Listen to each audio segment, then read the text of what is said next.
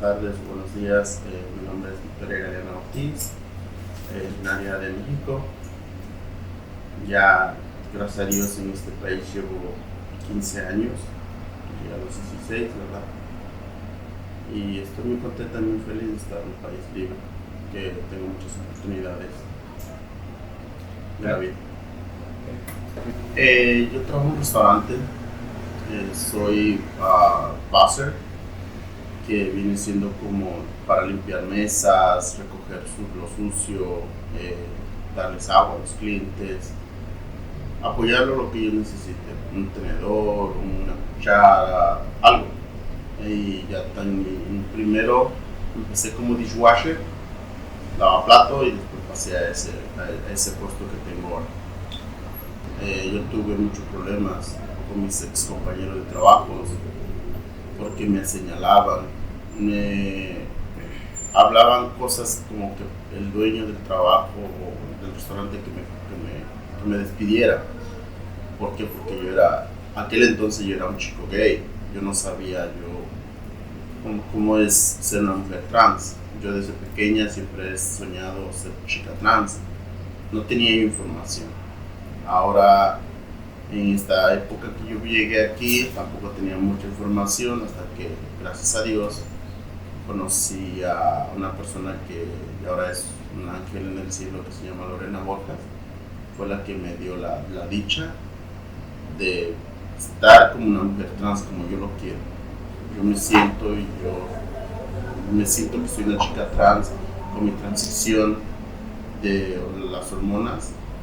Yo estoy muy feliz porque ya he visto muchos cambios en mi persona y también mucha gente ya como que me está dando el respeto que uno merece, ¿verdad? Estoy muy feliz. Lo que me gusta hacer es salir, convivir con mis amistades, no nada más para la comunidad LGBT, sino que en general. Tengo muchas amistades que siempre convivo con ellos, salimos en una fiesta o hacemos algo, pero siempre estamos unidos y eso es lo que me hace feliz. Salir, convivir y vivir la vida, porque la vida es muy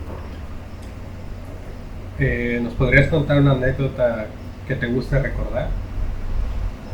Yo tenía tíos aquí, tenía familias aquí en Nueva York y como que todo el mundo me decía, vas a ir a Nueva York, y yo siempre estar en un pueblo, estar encerrada, no ves más allá, y ese era el miedo, no, yo no voy a ir, yo nunca voy a ir allá y yo nunca voy a salir de aquí.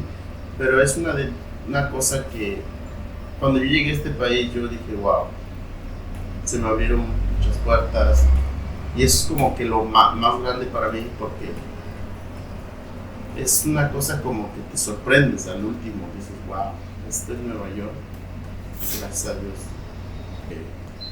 Y cuéntanos, ¿qué tan difícil es vivir diariamente luchando con los prejuicios de transfobia en esta sociedad actualmente? Es súper fuerte porque cuando empiezas tu transición de hormonas y todo, vas dando el cambio y la sociedad no te acepta como eres. Siempre y cuando va a haber crítica, te juzgan, y también los medicamentos te hacen mucho bajar la autoestima. ¿Por qué? Porque son medicamentos muy fuertes. Y a la vez por eso que hay muchas chicas que ya no salen en un círculo porque quedan como con el trauma. Si tú sales a la calle, la gente ya te ve que si estás como chica trans o ya te ves mujer, todavía te dicen de él o de señor. De ahí nunca te pasa.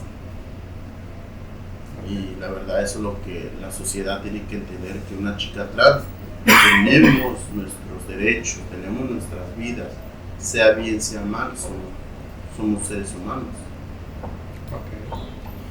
Okay. Si tuvieras una persona transfóbica frente de ti, ¿qué le dirías?